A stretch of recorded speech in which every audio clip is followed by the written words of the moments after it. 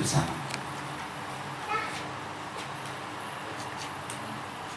Silahkan bebas. Ini di dalam masih kosong. Benar, dapur juga kosong. Silahkan. Ayo bertanya. Dari luar boleh? Ya, boleh dalam dulu. Waalaikumsalam warahmatullahi wabarakatuh. Masalah tentang media sosial kan ada nih sekarang lagi musim pelecehan Islam di media sosial kayak Facebook. Saya pernah membaca itu ya kayak ngelecehin Islam kayak gitu. Nah, sikap kita terhadap mereka atau terhadap admin akun tersebut itu gimana nih Pak Khalifah? Baik, kalau ternyata di media sosial ada yang melecehkan Islam, kan ada pelaporan melalui Facebooknya sendiri, melalui admin Facebook. Maka dilaporkan bahwa ini menghina agama. Ada di situ, diblokir saja, diminta untuk dihilangkan. Itu salah satu cara kita, ya. Itu salah satu cara kalau memang di media sosial. Begitu. Dan beritahukan kepada orang lain bahwa orang tersebut atau akun tersebut menghina Islam dan minta yang lain agar meng-cut ataupun memblokir akun tersebut. Demikian. Yang lain silahkan. Dari luar ada?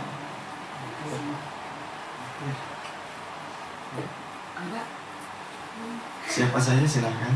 Ya. Assalamualaikum warahmatullahi wabarakatuh. Waalaikumsalam warahmatullahi wabarakatuh. Ini untuk di luar mungkin kalau di rumah kan biasanya kalau menyimpan makanan yang aman semua kan ada semutnya itu banyak. Itu bagaimana caranya kalau untuk menghilangkan semut ataupun baiknya itu gimana gitu kan biar semut biar nggak terlalu banyak di rumah. Misalnya kalau kita satukan tempatnya ada yang mati itu hukumnya gimana Pak? Baik.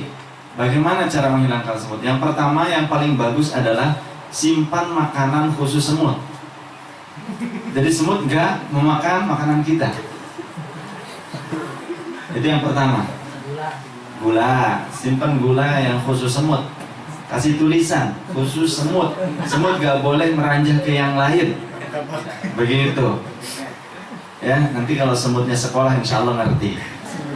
Kemudian kalau ternyata semut tersebut ada yang mati pada makanan kita, kemudian termakan oleh kita, maka insya Allah dimaafkan. Kalau cuma sedikit ya, kalau cuma sedikit, kalau banyak ya kurang baik, intinya begitu. Karena apa? Karena semut itu adalah salah satu hewan yang memang sering berkerumun pada makanan-makanan manusia. Jadi agak sulit untuk menghindarkannya. Begitu. Maka kita usahakan terlebih dahulu menghilangkannya. Tapi kalau tetap masih ada yang termakan maksudnya, ya, maka insya Allah dimaafkan. Insya Allah dimaafkan. Wallahu a'lam. Demikian caranya. Ya, pakai sekarang kan ada kapur ajaib, ya. Digoreskan kapurnya itu makanan bisa jadi supermarket, bisa tambah 3 kali lipat. Kan kapur ajaib kan begitu. Ya, pakai kapur ajaib dilingkari pakai kapur ajaib. Ada yang lain silahkan tanya. Ya, enggak, yang dalam dulu. Assalamualaikum warahmatullahi wabarakatuh. Waalaikumsalam warahmatullahi wabarakatuh. Mohon penjelasannya Bu dalam suatu hadis kurang lebih yang artinya tidaklah menyikapi suatu dosa apabila orang itu melakukan kesalahan dibanding suatu kebaikan. Untuk istighfar gitu kan. Itu korelasinya dengan taubatun nasuh itu gimana? Baik. Tidaklah ada suatu dosa, seseorang menetapi suatu dosa ketika dibarengi dengan kebaikan dan bukan dibarengi, diikuti, disusul dengan kebaikan dan taubat. Artinya, ini sebagaimana dalam ayat Quran juga, dalam suatu hadis juga, innal hasanah yudhibnas sayyi'at. Sesungguhnya kebaikan-kebaikan bisa menghapus keburukan. Oleh karenanya ketika kita dulu melakukan keburukan, maka sekarang perbanyak kebaikan, amal soleh, dan bertobat kepada Allah. Insya Allah niscaya akan ada amal-amal buruk tersebut, dosa-dosa yang dulunya tercatat itu dihapuskan oleh Allah, diganti dengan kebaikan. Dan malaikat yang mencatatnya pun oleh Allah, hak Allah untuk mereka bisa melupakan catatan keburukan tersebut. Karena hak Allah, hak prerogatif, begitu maksudnya. Jadi oleh karenanya ketika kita pernah melakukan suatu kesalahan, suatu keburukan, maka ikutilah dengan kebaikan, perbanyak kebaikan, ditambal, artinya seperti itu, ditambal dan tobat. berazam untuk tidak kembali kepada keburukan itu. Demikian, Allah a'lam. Ya, sama-sama yang lain. Ya, Waalaikumsalam. Makanya agar diri ini bisa terhindar dari penyakit hati gimana? Diri ini agar terhindar dari penyakit hati, maka berdoa. Berdoa. Ya Allah, hamba mohon berikan hamba akhlakul karimah dan jauhkan hamba atau hilangkan dari pribadi hamba akhlak-akhlak yang buruk. Berdoa terus, dan juga diantaranya sering membaca Al-Quran seraya mengkaji makna-maknanya, mentadabburi makna-maknanya, berkumpul dengan orang-orang yang soleh, insya Allah kebawa soleh, begitu. Kemudian juga zikrullah. Ala bidzikrillah tatmainnul qulub. Karena kalbu dengan zikir bisa tenang. Di antara tenang itu, makna tenang adalah kuat keimanannya. Jadi nggak mau sombong dan sebagainya, tenang, santai. Itu dengan memperbanyak zikrullah. Demikian, Allahu a'lam. Yang lain? Dua, silakan. Cukup? Tidak ada? Oke, mau tanya? Ya. Waalaikumsalam warahmatullahi wabarakatuh. Ini kan kita sholat kadang pas ngantuk, kalau tertidur sedikit aja berarti gimana? Pada saat sholat kita tetap gitu. Kalau tertidur jelas yakin hilang akal berarti batal. Batal. Wudunya pun batal. Ya. Kalau sampai tertidur jelas sampai tertidur gitu istilahnya. Lelap. Walaupun 3 detik lelap tapi lelap begitu. Batal. Kecuali cuma ngantuk. Ya. Tapi nggak sampai tidur. Begitu. Kalau sampai tidur sampai hilang akal batal. Begitu. Dia batal sholatnya, batal wudunya. Demikian. Allah a'lam.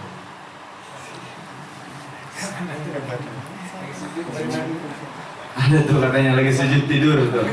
Ini pernah kejadian juga, ya. Saya di kampung dulu di masjid, itu maklum masih zaman kecil ya, zaman masih remaja lah ya, masih belia. Itu ada yang sholat subuh karena tadinya begadang malamnya mungkin ya, malam minggu biasa pada ngeliwet itu anak-anak santri di kampung. Pas subuh itu ada yang anak santri baru rakaat pertama, sujud pertama pula. Itu nggak bangun lagi, bangun jam 7 pagi. Dibiarin sama yang lain. Ya, udah nongging aja terus, masya Allah. Gitu. Pas pagi itu pun dibangunin. Karena ada sendalnya, takutnya mati gitu loh. Ya, takutnya meninggal, kita masuk ke dalam, akhirnya bangun. Masih nungging aja. Ya Allah. Saking nikmat. Sujud syukur. Masya Allah. Ada yang lain silakan. Cukup? Tidak ada? Ya silakan. Biasanya kalau saat Jumatan kan pada apalagi yang bekerja, biasanya kalau minggu praktik berkota kan kadang ada yang tidur gitu kan. Dalam posisi duduk itu gimana hukumnya? Tidur kalau posisinya duduk tidak bersandar dan kakinya ditetapkan, keadaan bokong tidak kemana-mana, tidak berubah, maka tidak batal. Duduknya seperti ini, tidak bersandar, kemudian tidak berubah posisi. Kalau sampai berubah posisi sampai gini, ya, ndut ke depan atau ke belakang, begitu, ya, atau ke samping sampai gini. Yang diperkirakan ini ada kemungkinan, mohon maaf, daging bokong ini tidak tertutup. Jadi ada makhluk yang keluar dari tubuh bergerak bebas, makhluk gaib, Angin. ya, hanya anginnya saja yang terasa ataupun baunya saja yang terasa. Makhluknya tidak tampak, maka ini batal.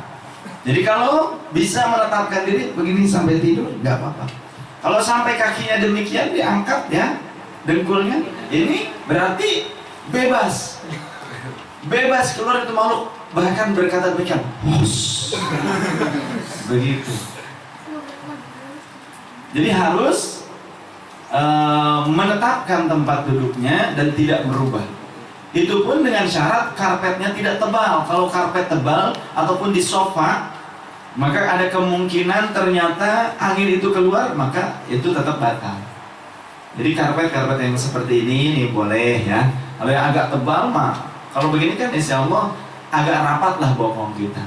Kemudian juga kalau yang terlalu kurus banget, ini tetap batal. Menurut pandangan ahli fikih yang tidak ada dagingnya lah istilahnya mah. Jadi kalaupun duduk tetap melongo aja pintunya, pintu duburnya, maka kemungkinan batal. Menurut ahli fikih ya demikian. Jadi kalau mau duduknya tetap. Ketika tidur nggak bergerak, berubah tempat duduknya bokongnya itu dan tidak bersandar. Kenapa kalau bersandar jadi dianggap batal? Karena kalau bersandar ini otomatis bagian depan ya, dubur bagian depan itu agak sedikit melengeh. Kemudian juga beratnya tubuh yang harusnya menimpa bokong ini dibagi ke punggung ya, ke tembok. Demikian kurang lebih. Allah a'lam. Ada lagi? Ya silakan. Waalaikumsalam warahmatullahi wabarakatuh. Ya. Jadi misalkan kita jadi makmum ya, terus ada makmum juga, jadi dua orang makmum masuk.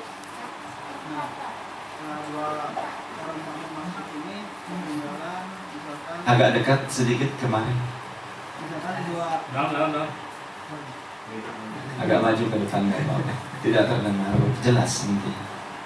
Jadi ada dua makmum masbuk B. Nah, dua makmum masbuk ini ngikutin makmum kan ya? Ngikutin makmum. Ya, ngikutin imam ya beda. Nah, setelah imam selesai kan melanjutkan melengkapi rakaat yang kekurangan. Nah, setelah itu makmum yang dua orang ini yang posisi sebelah kanan dia mundur. Ya. Mundur seolah-olah tuh ikut jadi jamaah baru gitu. Ikutin makmum yang sebelah kirinya. Nah, itu boleh atau tidak, Bib? Kalau ternyata rokaatnya sama, ya, kalau ternyata rokaatnya sama, ada yang membolehkan. Ya, ini boleh. Kalau rokaatnya sama, tapi tidak pun tidak masalah sebetulnya karena sudah mendapatkan pahala berjamaah itu sendiri. Begitu. Ya. Jadi boleh dengan syarat rokaatnya sama. Kalau tidak sama ya nggak boleh. Begitu ya. Sama-sama. Waalaikumsalam. Sekali lagi. Ya. Assalamualaikum warahmatullahi wabarakatuh. Sudah ditutup ya setelah ini barusan. Ya. Salat berjamaah menjadi makmum diinjak kaki Nabi geser 3 kali. Kalau bergeser 3 kalinya tidak berurut-urut, maksudnya tidak berlanjut, tidak berkelanjutan, maksudnya 3 kali itu celok. Nah, kalau 3 kali berlanjut seperti itu, ya, berulang bertahap, bukan bertahap, langsung, continue, ya bersambung, 1, 2, 3 maka batal. Tapi kalau 1 diam dulu seukuran subhanallah, seolah gitu ya, panjangnya itu seukuran, diamnya itu seukuran mengucapkan kalimat subhanallah. Ini namanya tumak ninah. Kalau tumak ninah dulu nggak apa-apa. Nanti diinjak lagi, geser lagi sedikit, diam lagi, gitu ya. Diinjak lagi, sedikit, geser lagi, ya. Akhirnya dijejak. Kalau ngejejak, kalau sampai ngegede gitu ya, kitanya batal, gitu. Tapi puas. Kitanya batal tapi puas, gitu. Gitu. Jadi nggak usah dijejak, padahal banyak, ganti nginjek aja. Jadi sebetulnya tidak sampai batal kalau gerakan 3 kalinya tidak berturut-turut gitu ya. Ada jeda nggak batal. Begitu. Karena sudah ditutup oleh Ustaz Ju barusan. Baik, kita sudahi dulu pertemuan kita malam ini ya. Mudah-mudahan bermanfaat apa yang kita kaji. Semoga guru-guru kita disehatkan oleh Allah Subhanahu wa taala. Semoga Allah hindarkan kita dari fitnah dunia wal akhirah. Semoga dikuatkan kita dalam perjuangan Ahlus Sunnah wal Jamaah. Semoga Allah meluaskan rizki kita untuk bekal ibadah. Amin ya rabbal alamin. Kuat iman Islam, diselamatkan dunia wal akhirah. Kemudian dijadikan keluarga kita, anak keturunan kita sebagai ulama Ahlus Sunnah wal Jamaah, sebagai wali-wali yang siddiqin, yang arifin. Subhanakallahumma wa bihamdika asyhadu an la ilaha illa anta astaghfiruka wa atubu ilaik. Mohon maafkan al-faqir bila ada kalimat yang kurang berkenan ataupun sikap yang kurang sopan. Allahul muwaffiq ila aqwamit thoriq. Wassalamualaikum warahmatullahi wabarakatuh.